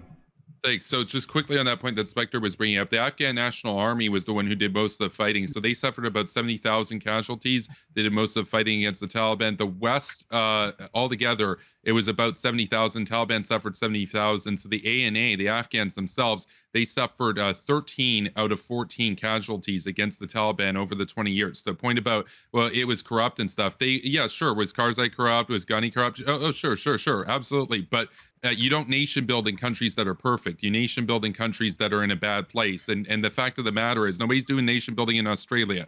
You're doing nation building in Afghanistan. And then that argument gets brought up about warlords and stuff. Yeah, they were in a bad place, and it takes a long time to bring them out. The fact of the matter is that few thousand troops that were there, they weren't really doing any fighting for 18 months. There were no casualties in the war. And then after White Flag Joe pulls out, there's 13 American service members lose their lives. It was actually, they were more a morale force for the Afghan army who was doing fighting. Now, just quickly to answer Prime's questions that were posed on the panel. Yes, as I said, humane war, it's absolutely possible, and not doing a war is an action of it in and of itself, because it's one thing if you're Costa Rica or Luxembourg and you're very weak and you don't really have the capability to intervene, but if you're a superpower like America and you stand by as Rwanda happens or whatever, you are actually at fault now. You are culpable because you have the potential to do something and you act as a bystander. So, and that does matter. Your actual strength bearing witness does matter, because you don't have an excuse at that point. And then to answer the question about, well, is it better to have fewer collateral damage or whatever? Absolutely, it's better. It's easy enough for people on this panel to say, oh, well, it's all the same thing and it's just prolonging war and stuff like that. It's like, okay, but tell that to the victims of napalm that were innocent in Vietnam, and tell that to the people in Iraq and Afghanistan and elsewhere that are alive right now. And sure, there are some innocent people that are dead, but there'd be a hell of a lot more innocent people that were dead if you're using B-52s dropping cluster munitions as opposed to drones and special forces that almost all the time they do get enemy combatants. Sometimes they don't get their intended target, but the fact of the matter is 16%, 7%, 5%, depending on the source that you want to use, of collateral damage is a hell of a lot better than what it was in the 70s. And as much as people can hate on America, America put the money in research and development to make that number lower. Russia, in contrast, you made like, Where's the you made like pause button, 20 dude? points. Yeah. So, Like, dude, so- you're dish galloping. Okay, here. Real quick. Just one- No. Is- It'll be Tithe and Fabian and Inspector. But like I want to address this, right? So like this is grounds that like there's no need to fight on, right? Like, because this is not the argument. The problem. I'm trying. Yeah, the problem with the idea of the humane war is not that there is a desire to like minimize casualties, right? That part, great. I mean, if we're in a conflict, sure. The problem is that the idea allows us to get into a conflict. So it's not for. I'm closer to Fabian's point than most of the rest of you. Scott's points. But like, I mean, I'm closer to him. But like, the point is that when you say that this will be a gentler war, then people don't have to like deal with like the moral anguish that is the death and the suffering that happens, right? We specifically hide that from the media. There's like a whole effort to do that, right? There was George W. Bush not showing the coffins coming back, right? Banning that being shown in the media, right? Like there was a reason for that, because the question wasn't whether he didn't want the question to be whether we should fight the war, but how we fight the war, right? That the war in itself is baked in. It's baked into all of our decision-making processes, right? Like, of course, we can use force against this other nation, right? Like that's always an option. And so, and there are a lot of people who made this happen. I mean, like Colin Powell, right? You know, fuck him, right?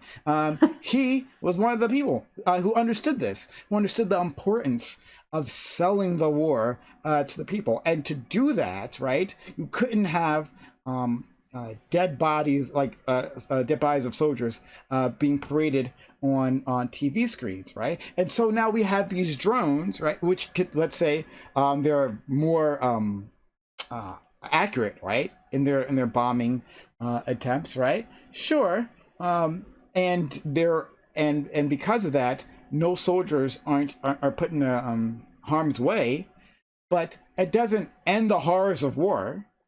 Innocent people will die. There is suffering even beyond an immediate bombing that happens when a country is under siege, right? All these things are true about our modern warfare, but we have a public that doesn't have to reckon with it, because we are a gentler, kinder imperial force. So that's my problem. It's like an advertising campaign. at some point. So No, but is go it war ahead, itself? Ty, and then David. Excuse me, Scott. I apologize. And then sorry, Okay. did someone else have their hand up in the spectrum?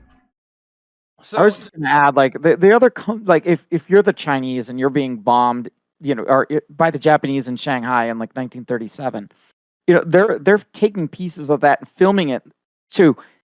They want intervention. They're getting crushed by the Japanese. They want people to help them. So they're going to be putting this out to say, please help us. They're going to make a humanitarian case. So remember that, like, all of this goes both ways. So, I mean, yeah, there are times where people will ask. So it's okay. So I guess I'm not making the pacifist argument here, right? That we can't ever be in a war. There's like no war that we can ever engage in, right? That just wouldn't make sense. No, I think that sometimes it is necessary, right? I'm saying that the wars that we are fighting are not necessary. So many of the conflicts that we're getting engaged in are not actually necessary. But they are being sold to the public that don't worry, right? This isn't another Vietnam. Like, we aren't, again, napalming. You won't see kids running out of a fucking forest on fire. Don't worry, right? In fact, you won't see anything. You're not going to fucking see anything. We're going to make sure of that. And it's not that there aren't horrors now. We have planted. You all know the stories of how many people we've killed, right? Maybe some of you know, right? Like, so beyond, again, the actual bombing, that Fallujah is a radioactive fucking mess, right? Because we use so much depleted uranium there, right? Birth defects have skyrocketed in that area, right? It's an epidemic of birth defects because there's just so much like radiation. We did that. That's beyond again just a bomb going off, right, and killing a specific quote unquote terrorist threat. So yeah, go ahead, Ty. Yeah, okay, so I want to address this, and I think the reason why we kind of kept skipping over that and we kept getting into the justification conversation is that, for me, and this is me speaking, is that I think almost everyone's going to universally agree that a war is blatantly an immoral act. And that, not talking about the justification, just the action itself, because you're literally advocating, hey, we're going to send slugs that are this big through people at 2,000 feet per second. You're going to throw depleted uranium tank shells through people's buildings that they worked, years to build. I don't think Kevin would agree with you. Well, maybe he doesn't. I'm hoping most people would, because holy shit, war is fucking diabolical in how it is. And even when we say it's humane and the fact that we don't gas people or throw nukes at them, holy shit, like just spending an enormous amounts of fucking lead and steel on people. I don't know how anyone actually says this is a moral action. What I do think that you can put in your general, more ethical calculus is that, can you have an ethical action that leads to a moral outcome that is a greater moral outcome? And that's the thing, is that, are you willing to do unethical shit to maybe get a better outcome? And it's meta ethics, man. I don't always have a good answer for that, because it's almost like, it's the whole evil paradox. No. If you commit evil to, stop another evil, are you evil yourself? No. See, first of all, like it bakes in, and this is what the article that I sent you guys was getting at, right? It bakes in the idea that America are the good guys, and we essentially do good things, right? Our actions are justified, right? So we're coming in as a way of regulating, of managing, of disciplining these people, right? So America's going to come in. Don't worry, we're going to take care of it. You guys are doing something naughty, right? And we're going to put you on the right track with our bombs and our guns, right? That's what your assumption just kind of bakes that in. Instead of like, is this war necessary at all? Should we be involved? Like, what are the long-term ramifications of this, right? Like, those are things that we have to answer first before any of that, right? And can I answer that? No, I got it, Connor. All right, Ty. Yeah, so like, just to rebuttal that, because I think you're right, but I think that's the justification side for me, or if you will put that in the moral calculus, is that I take war as the immoral action, and then I'm going to take it into the justification side. Can I justify this horrible fucking action into doing something? And I think what you're getting at is that we, the American people, have been sold that, oh, well, war is pretty now. War is easier now. War is nicer now. We're going to have way less casualties and all this shit. and they're like, oh, we can do this as a just cause. I feel like that's what you're addressing, but if I'm wrong, I apologize. No. Sorry, that's part of it. That's part of it. But I guess the other part is that like our actions will lead to something better, right? Like you're saying, like, oh, if I do this unethical thing, can I get to this ethical outcome, right? Will that actually happen? And when Scott, don't know, we got to order here, buddy. We'll go to Scott. We'll go to Spectre, Counterpoints, Kevin. Okay. But you're like, and I'm sure Scott and Brian agree with me later on, right? Brian, do you have your hand up? Okay. Yeah. Okay, sure. Fuck. I think Scott will agree with me later on that like the actual, like if you look at the results of our wars, right, you can see that so often it doesn't lead to some ethical I made that point to Connor earlier. That was literally my point. Right? Sorry? Yeah.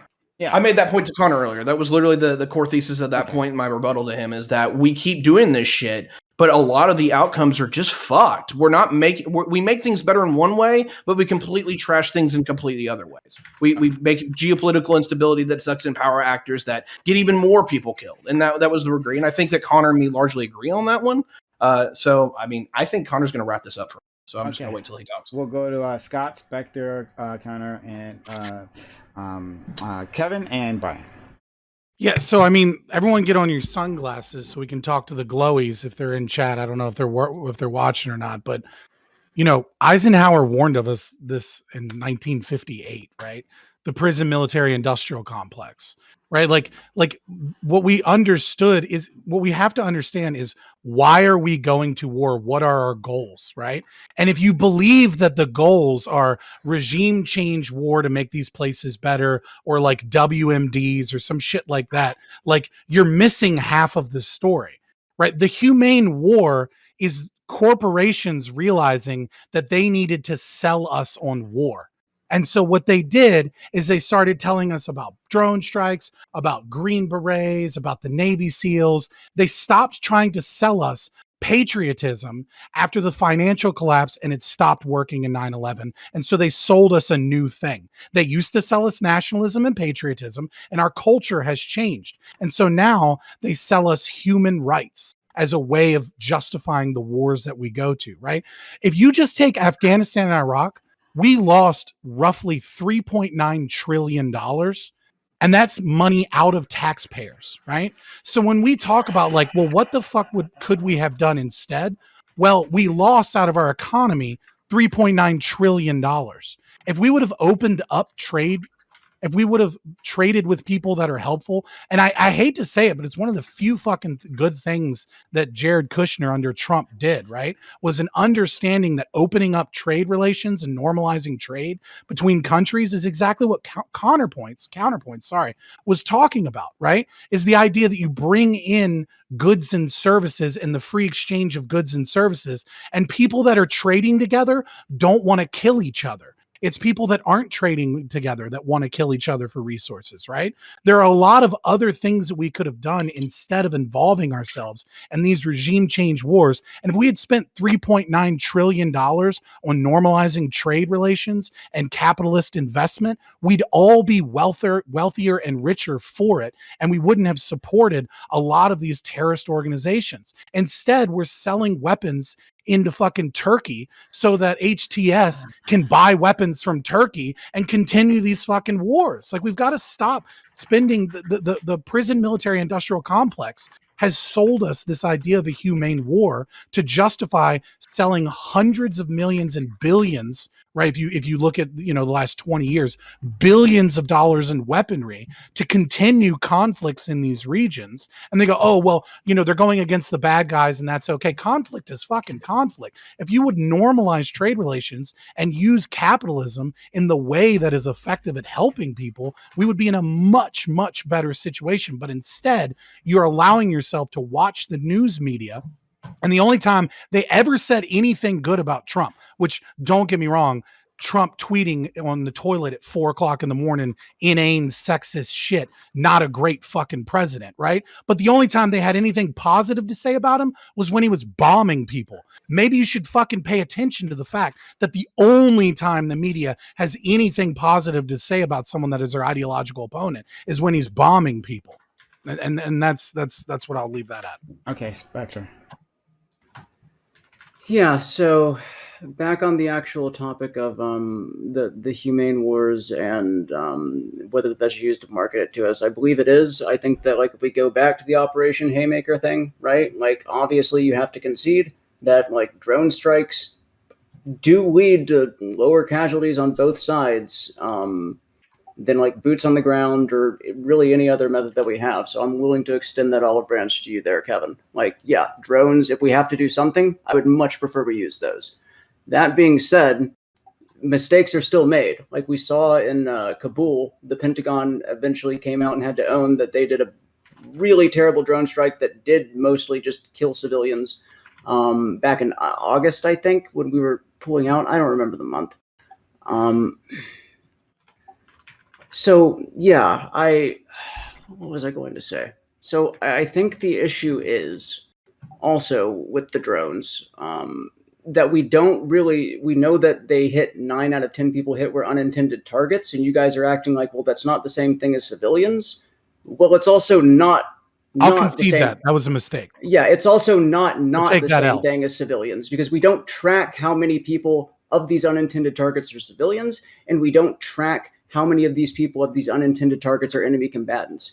And it's very interesting to me that the United States government is not wanting to track that information. And that does kind of imply to me that they're trying to sell a narrative to the American people that maybe these wars are more humane than they actually are in reality.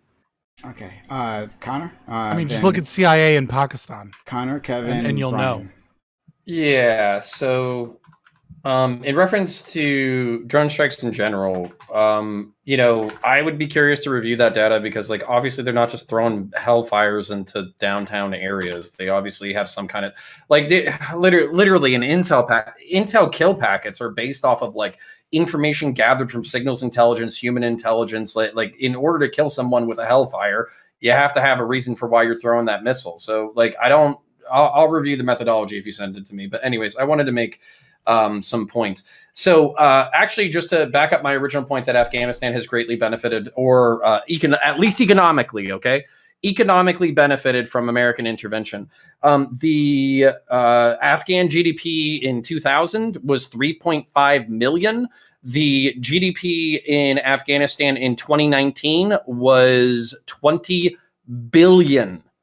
And to prove that the United States is the Great Satan, that is exactly 666.6666666666667 times the GDP. So apparently, money is the root of all evil. Capitalism is Satanism. Iran is correct. Okay. So anyway. God, Connor, I thought you were done. Yeah. So okay. So the love of money is the root of all evil.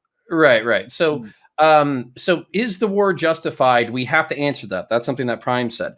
Well, unfortunately, this answer was already, this question was already answered by our parents. So when you're looking at the Cold War and after World War II, what happened was people made a moral judgment and they said, we can't allow this to happen again. Therefore, we're not going to allow, basically these mass slaughters to occur. As a result, we're not going to be non-interventionists. We're going to be interventionists.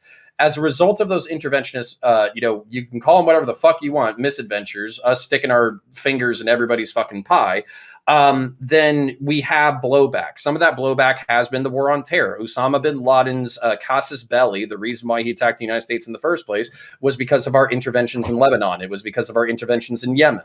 So our original moral interventionist stance caused a blowback, which then caused 9/11, which then caused the global war on terror. All these things are interconnected.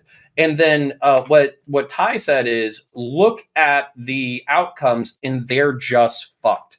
What I'm telling you, I hate to say this because frankly, it's morally disgusting to me, but I'm just using a macroeconomic analysis.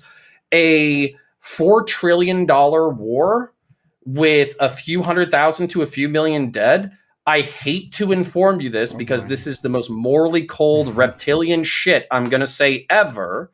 That is a blip in history when it comes to violence and when it comes to money. Wow. I am serious. Wow. And what I will use to back this up is the global trade. As I've said, the United States military does not fight for the United States as a national interest. It fights for the global capitalist economy.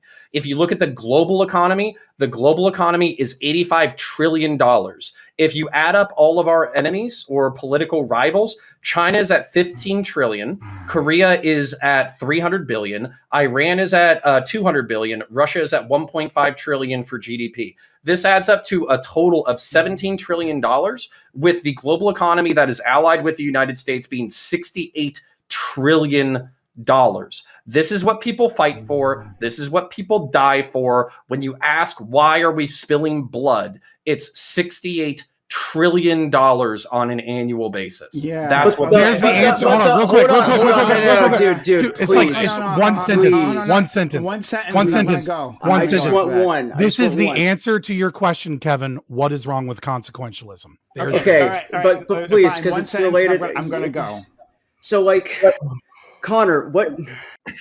Oh my God, what you just said, like, if that's what was being pitched to us, like the original Desert Storm, like it was to liberate the oil that was in the area to the global economy, right? Like that was what we were basically even told. They were like, Bush Sr. was very honest with us. But the point of the question is, are we being sold humane wars to justify something that maybe the American populace wouldn't be okay with if we were actually honest with them? So Yes. that's not what we were told, what you just said at all. It's the truth. And it's what we were told in the original Desert Storm, but like, but are we going to change our lives for that truth? And what I mean by that, I bring this up every fucking debate. Every single one of us is in a room that's probably like 30 to 40% plastic. A majority of us up until COVID were driving in cars that were reliant on petroleum. The world's blood is oil. That is the basis of the modern economy. I don't care if the United States is a net importer or a net exporter. That's just the reality of it. And if you look at the Cold War, you can see that it's a fight over material resources between socialist and communist countries and capitalist countries. That's exactly what it was a scramble for resources. So what I'm saying is, as cold and disgusting and reptilian as this is the truth. So can you reckon with that truth and accept that you are the beneficiary of it, whether you like it or not? I can reckon with it, but it's a lot different than what I'm being pitched, that we're going into these places to like liberate people and like promote human rights and democracy. And Okay, Shoe on Head is totally fucking right, where she did this tweet. And it was like a military recruiter was like DMing somebody, and it was like, I'm gonna keep it real with you, U.S. military. I'm not dying for Chevron or whatever. Nobody wants to die for the global economy. It's not sexy. They want to die for American freedom and apple pie and strippers and whiskey and fucking, rock flag and eagle and fucking whatever country song is big right now. Like, that's what they want to die for. They don't want to die for $65 trillion of global economic commerce. Well, look, it doesn't sell. Okay, so and then we got two more people, and we're gonna have to move on from this topic. Like, I mean, listing off GDP. So I guess I don't know. But before I go on this, Connor, are you fine with the current state of affairs? Are you just saying that it is what it is, or are you saying like this is the proper state of affairs? That these wars are for, in the end, capital accumulation, right? These wars are for to get our hands on resources, conflicts, right? Both like hard military conflicts, but also when we like levy sanctions or put countries under economic strife, right, and starve people because they aren't being friendly to our corporate interests. Are you saying that this is an okay state of affairs, or do you think and do you want and do you think a better world is possible? Just answer me that. Yeah. So, all right. So I'm primarily being descriptive for the world that I see, Okay. not prescriptive. Okay. And then for prescriptive, one of the things that I think is really interesting is that the internet and information is making us more cognizant of these issues. Whereas 30 years ago, 40 years ago, you had your information sold to you from 3 major broadcasters and a dozen major newspapers, right? So information was controlled, propaganda was controlled, the narrative was controlled, all that kind of stuff. Now with a democratization of media, you can come onto panels like this, have debates, discussions, all that kind of crap. And then not only that, you can kind of see the emperor without clothes. So I do think that, so for me, the reason why you find me align myself with Kevin is because I think that this is a super tanker, not a speedboat. And some of you guys have speedboat, speedboat prescriptions where you're just like, well, let's just stop doing war, or let's just, use diplomacy only, or let's stop consuming oil. And like, I don't think any of that shit, one, I don't think it's going to happen. Two, I think these are like speedboat prescriptions, right? But two, I do think that like the cultural zeitgeist can be chipped away at this, where we can realize what we're doing, understand it soberly, and then basically come to grips with it and then fight for a better world. Because I don't want global economic commerce to be reliant on starving, fucking 3 million Yemeni people to fucking death, right? I don't want that to be the case. But, as Kevin said, would the Saudis have even sent money if there wasn't public pressure? Would they have cared that they starved out the state of Yemen? No, 10 million people would have died. Right. So Saudi Arabia deserves credit. Well, but that's because they got pressured. But that's where that shows that a better world is technically possible, because public pressure can force states to take humanitarian actions that they previously would not have, because consciousness and political pressure can be levied in a way that it previously wasn't because of the internet. Okay. But you understand that Kevin and Brian, we got to move on. Okay, thank you, Prime. Just quickly, I just wanted to say, before I get back to the whole humane thing, I wanted to say to Spectre's point about trade and stuff. I understand, just to anybody who was making the trade argument, in World War I, right up in the run up to World War I, trade was a bigger percentage of world GDP than it is today. So this idea that if we just trade with each other, we can have peace, that's not true. China's an adversary, and countries went to war in World War I, even though they had traded before. So trade does not stop wars. Democracies and common values do definitely, for sure, if you have common values, more than we trade with them. Now just quickly to kind of get to the point, I made that argument. Well, okay, I might have been Fabian then. Okay, so the point, you're straw manning my argument, not his argument. Well, okay, so you can speak after. So the point about humane wars, Prime was asking, well, what about the whole thing in the first place? Well, I think what we need to consider in the first place is that the only way that you could look at, for example, the interventions in the former Yugoslavia to stop the genocide there, the war in Iraq, the war in Afghanistan, etc., the only way that you could look at these things and say that those weren't justified in the first place, because the justification is what we're talking about, is if you were somebody who said you were against the liberal world order. And if you were, okay, the only other two candidates that have a potential of being the hegemon in the world are fascist Russia and communist China. If you support them, then it makes sense to me why you would be against going into Afghanistan or communist China. If you do believe in liberalism, you do believe in human rights and stuff, though, you should support these things. And to Connor's point, Connor gave almost, like, I generally agree with Connor on this stuff, but his point almost sounded like something that Noam Chomsky would say to try to make America look bad. The fact of the matter, though, and I'm sure Connor would realize this as well, is that even if there are economic motives for things, there are other motives too. And that even if, like, let's just say that America went into Venezuela, for example, purely for oil interests. I'm not saying that's the case, but let's say that was the case. The fact of the matter is then the Venezuelan people could get a share of that instead of just Maduro. They'd be better off.